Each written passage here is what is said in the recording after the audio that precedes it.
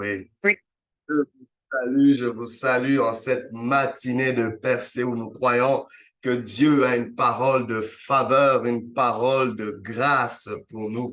Et ce matin, le thème n'est rien d'autre que change ton régime. Change ton régime. Pour ce, nous lisons Matthieu chapitre 9, versets 19 à 22. La Bible dit ceci: Jésus se leva et le suivit avec ses disciples. Et voici, une femme atteinte d'une perte de sang depuis 12 ans s'approcha par derrière et toucha le bord de son vêtement, car elle disait en elle-même: si je puis seulement toucher son vêtement, je serai guérie. Et Jésus se retourna et dit en la voyant: prends courage, ma fille, ta foi t'a guérie. Et cette femme fut guérie à l'heure même. Change ton régime. C'est ce que Dieu est en train de dire à quelqu'un aujourd'hui qui vit des mauvais résultats ou un manque de résultats. Que fais-tu quand tes efforts ne produisent rien? Que fais-tu quand les résultats, tes fruits ne ressemblent pas à tes attentes ou ne rencontrent pas tes besoins ou ne donnent aucune solution à tes problèmes? Dieu te dit: change de régime. En d'autres termes, change ton alimentation pour changer tes résultats. Change ton alimentation. Vous savez, les médecins vont nous dire que 90% ou 80% de ce que nous vivons comme résultat dans notre santé viennent de notre alimentation. Donc, quelque part, nos maladies viennent essentiellement de ce à quoi nous nous nourrissons. Notre régime a beaucoup d'impact sur notre alimentation physique. Et toute vérité étant parallèle, cela est aussi vrai pour notre âme, pour notre esprit, pour notre vie. Notre esprit a comme nourriture les paroles. Quelles sont les paroles par lesquelles tu te nourris?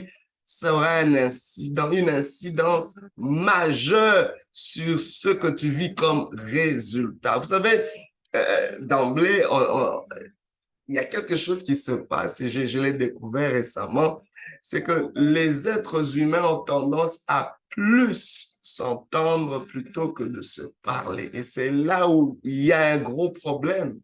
On ne se parle pas assez.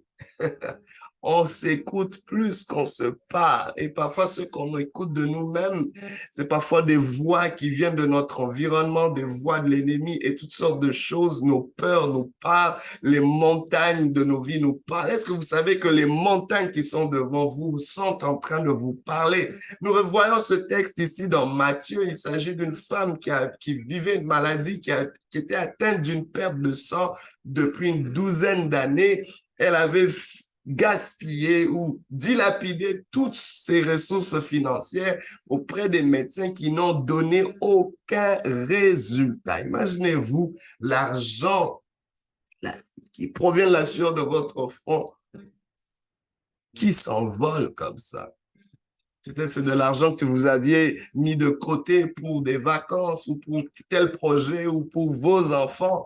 Et il y a une maladie qui vient tout siphonner sans vous produire aucun résultat.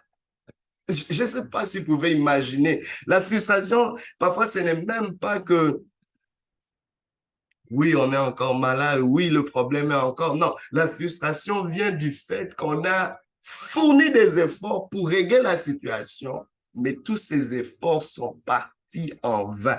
Comment je récupère ces efforts? Et parfois, beaucoup vivent dans ce sentiment-là. J'ai mis des efforts pour ce mariage, j'ai mis des efforts pour cet enfant qui va pas bien, j'ai mis des efforts pour mes finances, j'ai mis des efforts, mais qui n'ont produit aucun. Dieu dit: change de régime. Peut-être là où nous n'avons pas mis assez d'efforts, c'est dans ce régime alimentaire, ce régime spirituel, ce régime de notre âme.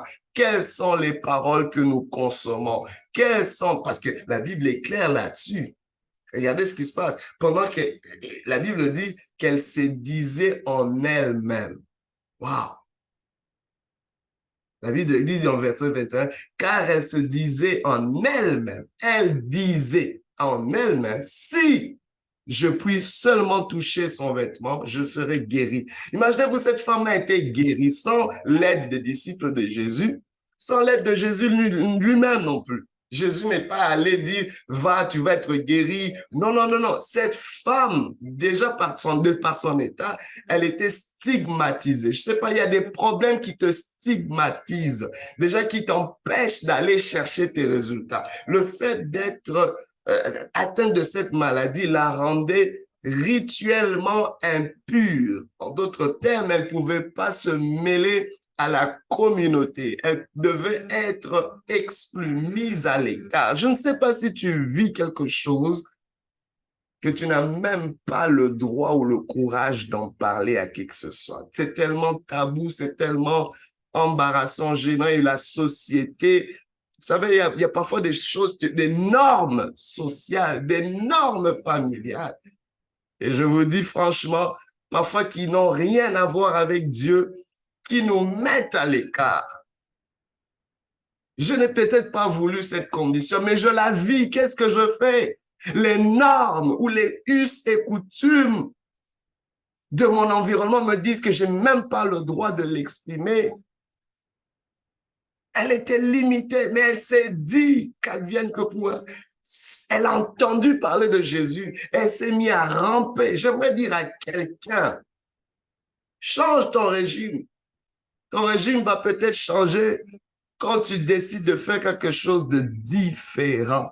Cette femme, en dépit de ses limitations physiques, elle avait peut-être la peine à respirer parce qu'elle perdait du sang. Mais elle s'est dit, si personne ne peut m'aider pour atteindre Jésus, je ramperai vers Jésus.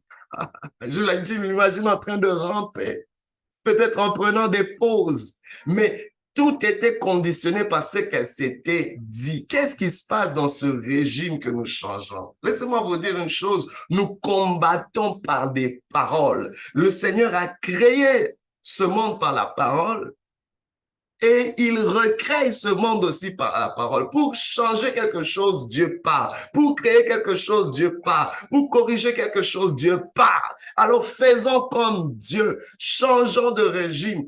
Embrassons le régime de Dieu qui parle. Dieu se parle à lui-même. Dieu se parle. Aujourd'hui, vous savez, ce qui est ironique, c'est que quand tu vois quelqu'un se parler lui-même dans la rue, tu estimes que c'est un fou. Non, j'aimerais te dire, la personne qui est folle, c'est toi qui ne te parles pas assez. Toi qui fais qu'écouter toutes sortes de voix qui te parlent. La voix de tes doutes, la voix de l'échec de tes parents, la voix de ton passé, la voix de ton background qui te dit que tu n'auras pas assez de résultats, qui te dit que tu ne seras jamais assez. Mais aujourd'hui, tu dois choisir un autre régime où toi, tu parles en harmonie avec ta destinée. Si tu crois que ta vie ne doit pas s'arrêter là, parle-toi, dis-toi, qu'est-ce que tu te dis? Quel est le régime bien-aimé? Ce qui t'arrivera, c'est ce que tu diras. La Bible déclare à celui qui peut faire infiniment au-delà de ce que nous pensons et imaginons, ce que nous pensons, imaginons et demandons. Par la puissance qui agit en nous. Il va faire au-delà de ce que nous pouvons penser. C'est très important. Dieu est sur le point de faire quelque chose, mais il attend que tu changes de régime. Il attend que tu alignes ton langage avec son langage. Dans ton quotidien, nourris ton âme, nourris ton esprit des paroles de vie, des paroles d'espérance, des paroles de transformation, des paroles de guérison. Tu deviendras le reflet de ces paroles. J'aimerais vous dire une chose.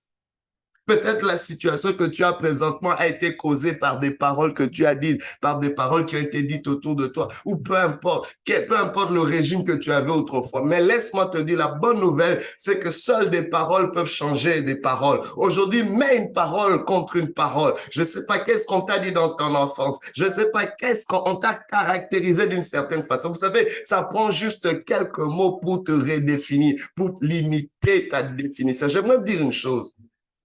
Ta définition de la vie ou de toi-même est limitée par ce à quoi tu as été exposé. Si tu as été exposé à une pauvreté profonde, ta définition de la vie devient cette pauvreté. Ce à quoi tu as été exposé. Et parfois, on a du mal à accepter autre chose. Par exemple, si tu as été exposé à des abus, ta définition peut être affectée par cela. Ta définition des relations, ta définition, je ne sais pas, de la jeunesse, de l'enfance. Mais laisse-moi te dire, ce que tu as vécu n'est pas tout ce qu'il y a. Tu peux vivre autre chose, mais cela est associé à un régime que tu dois adopter. De nouvelles paroles. Dieu a une parole fraîche aujourd'hui pour toi. Dieu te dit que ta destinée est encore intacte, que ce qui sommeille en toi est beaucoup plus grand que ce que tu vis, que ce que Dieu est sur le point d'enfanter dans ta vie n'a rien à voir avec ce que tu as subi et vécu. Oh, cette femme s'est dit, si je puis toucher le pan de sa robe, dans le pan de la robe du Seigneur se trouve la parole. C'était un rabbin, c'était un enseignant, c'était dans le pan de sa robe qu'on attachait les paroles de la loi. Elle dit, c'est là où je veux toucher. Et le Seigneur a senti que quelqu'un l'avait touché, bien qu'il y avait la foule. Mais elle dit, celle-là m'a touché avec une conviction. Elle a touché en se disant, my God, il y a une façon d'atteindre le Seigneur. Et peu importe si l'enfer n'était pas d'accord, tout s'est aligné à cause de ce régime qui avait changé dans sa vie. Laissez-moi vous dire pour finir que la voix que tu entends nourrit ta vie. Elle nourrit peut-être ta foi ou elle nourrit tes peurs. C'est à toi de choisir les paroles que tu entends, mais surtout les paroles que tu te dis. Aujourd'hui, change de régime pour changer de résultat. Que Dieu te bénisse et qu'il te fasse énormément de bien. Alléluia. Gloire à Dieu.